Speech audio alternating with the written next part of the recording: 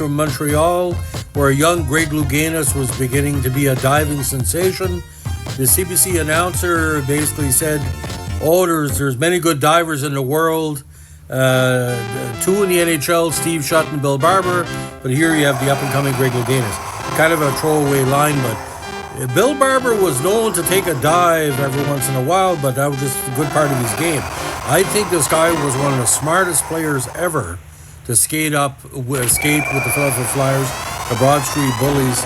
He played his entire career in Philadelphia, a deserving player of all accolades and celebrations. What I find strange here, ladies and gentlemen, that more people didn't emulate his style because it was a combination of penalty minute taking, key situations, and key goal scoring and assists. So Bill Barber, 7th round by the Flyers in the infamous 1972 draft. That draft was loaded for bear, and I'll tell you why. You had Billy Harris, Jacques Richard, Don Lever, Steve Shutt, Jim Schoenfeld, Michel Leroux, Bill Barber, Dave Gardner, Wayne Merrick, George Ferguson, Phil Russell, John Van Boxmeer, Bobby McMillan, and Mike Bloom, just as some of the key ones in this. Wasn't a good year for the Q, but a good year for the OHA. Now, Barber was a native of Calder, Ontario. On his best days, about 190, 195 pounds, tough as nails, 6 feet. First came to major prominence with North Bay of the NOHA in 68, 53 points in 34 games, and 69 again with North Bay, 70 points and 100 minutes and penalties in those contests. So some of his grit was starting to show. 1970 in the OHA with Kitchener, 86 points in 54 games. But the next campaign was huge. 105 points in 61 contests and 107 points in 44 for contests. So he's getting close to 2 points a game. He did play center in junior hockey, but was moved to left wing upon turning professional. Now, his appearance with the Flyers in October of 1972 heralded a new era for the team because before this, you had Bobby Clarke and a young Rick McLeish, but when Barber arrived, Barber could play power play, kill penalties, do all kind of stuff. His famous number 7 was eventually retired by the Flyers, and he only officially retired in August of 1985. Now, in the NHL, in 903 career games, 420 goals, 462 assists, 883 points. That don't tell the whole story because every goal he scored was big. He's played with the 2 Stanley Cup winners, 74-75, the Canada Cup, the greatest Canadian Team Canada squad of all time, beating the Russians and the Ed Van Impe game, tremendous.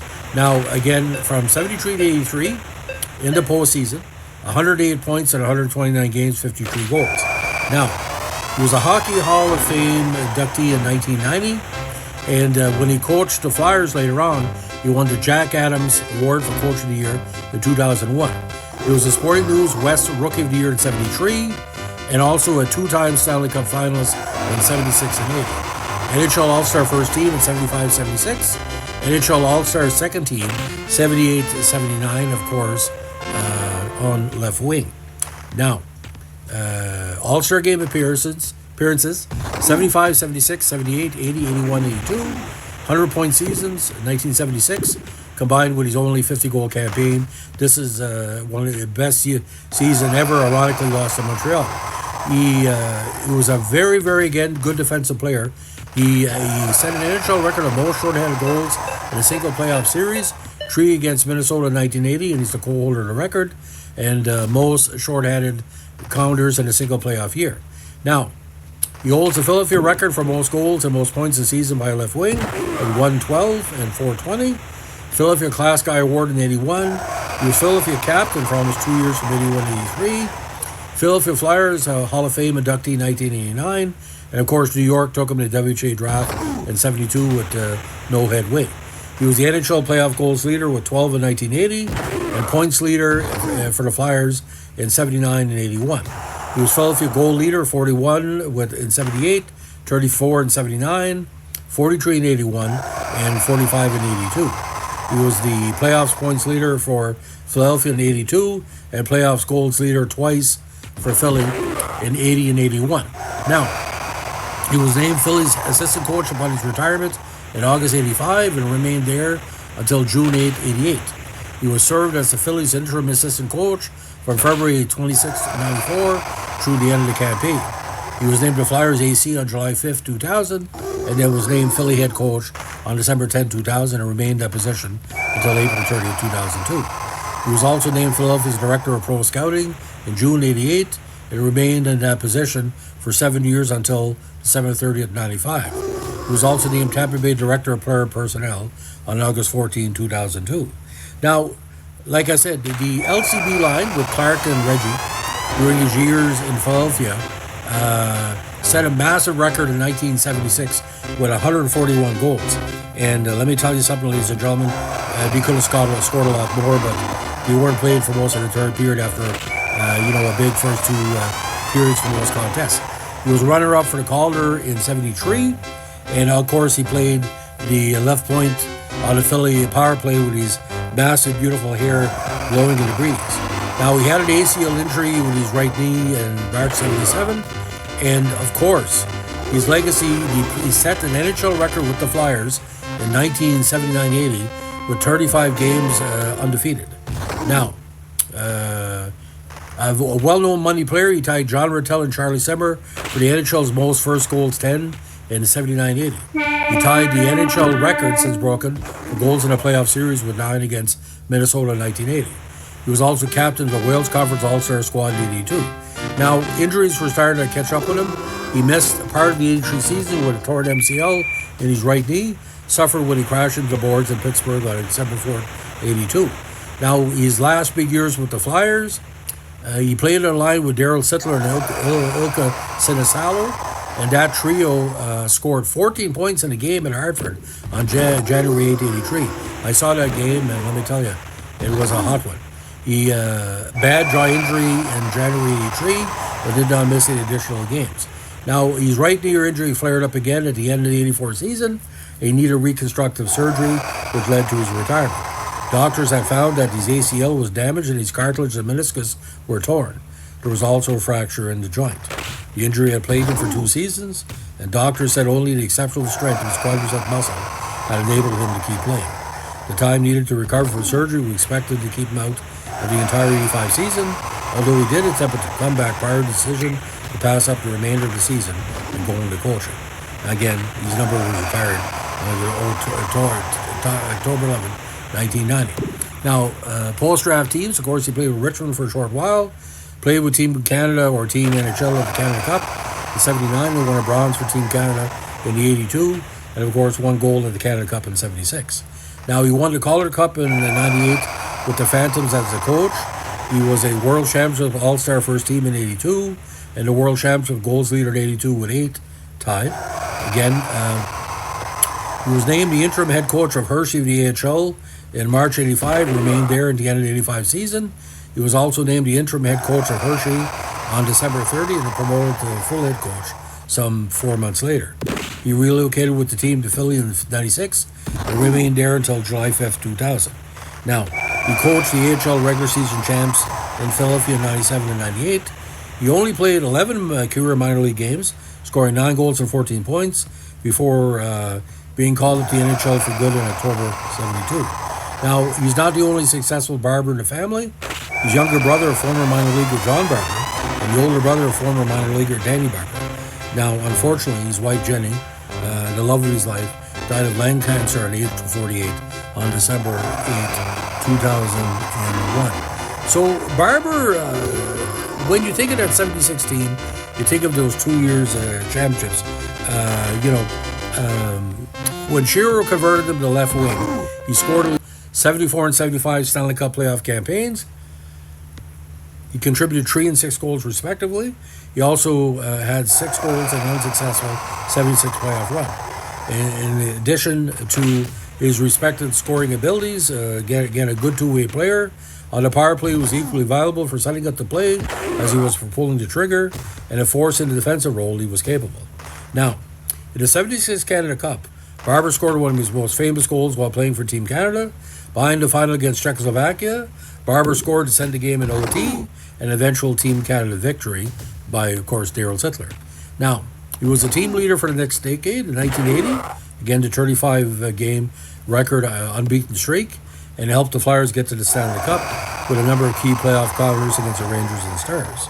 Now, the 2 years that he captained the Flyers, and his good pal, him and Rick McLeish, both had 53 goals in the playoffs. So it shows you how determined he was. Now, ironically, on January 14, 2017, he played before a sold-out crowd of over 19,000 at the Wells Fargo Center in the Flyers' 50th anniversary alumni game against the Alumni of the Penguins, playing along Bobby Clarke and Reggie Leach. The game ended a 3-3 tie. Before the game, Barber announced that it would be his second retirement, as it would be his last alumni game. Now, after his playing career, he started coaching with the Bears and, of course, the Phantoms. And his time with the director of player personnel lasted for 6 years, and his name was then added to his Stanley Cup for a third time in 2004 with Tampa Bay. In 2008, he returned to the Flyers when he was named a scouting consultant.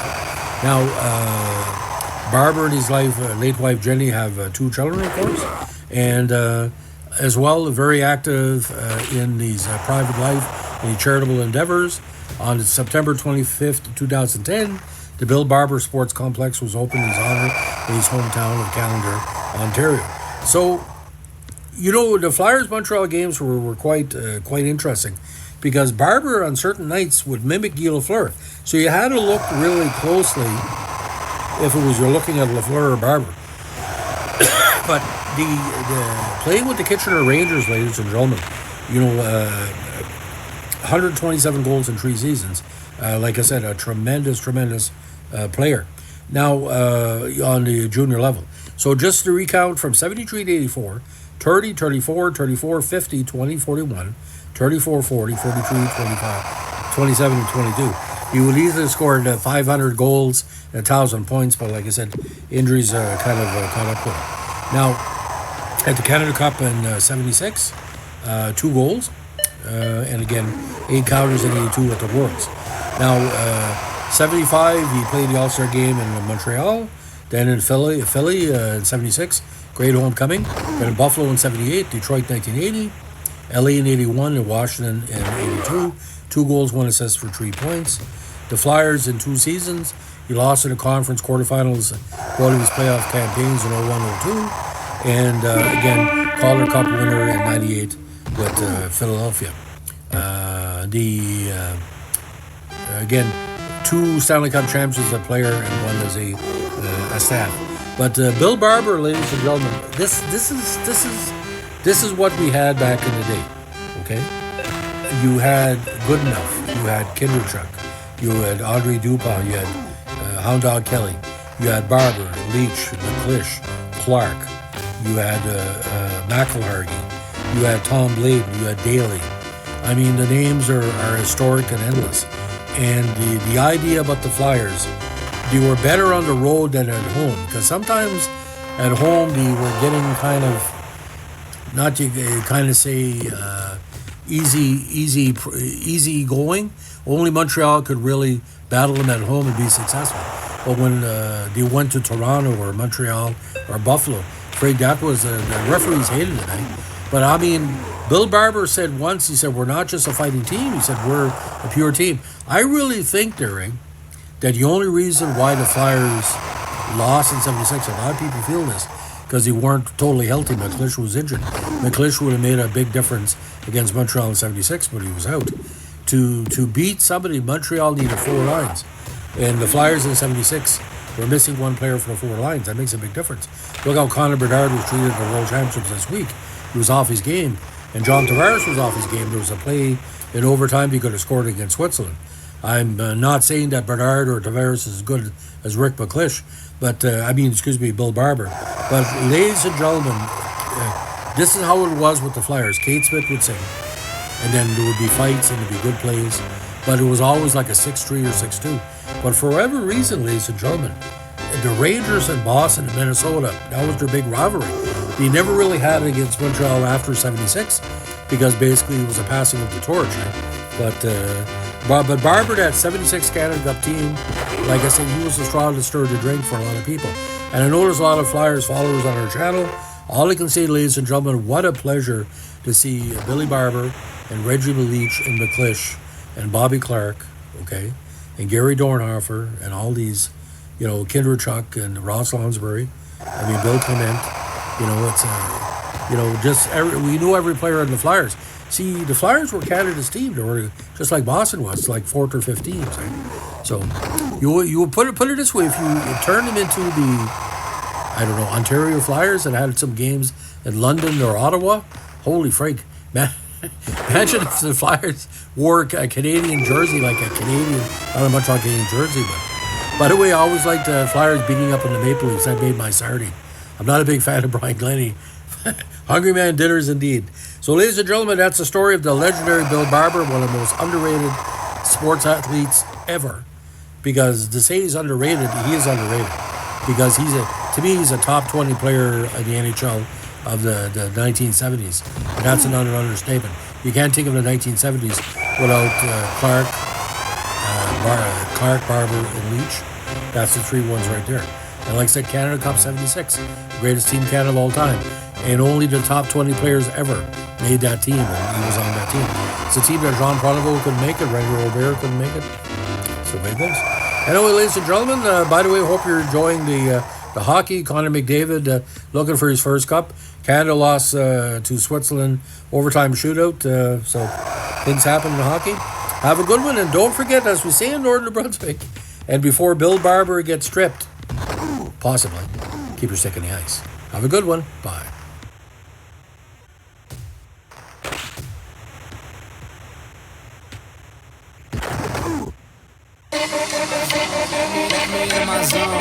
Let me into my zone. Please don't let me into my zone. Let me into my zone. Let me into my zone. Let me into my zone. Please don't let me in. Pass between the legs of the Markov scores! What a move! Cause I'm back in my zone now. Larkov again over the blue line. Centering feed, Montour's got for Hagee. Slap shot, score!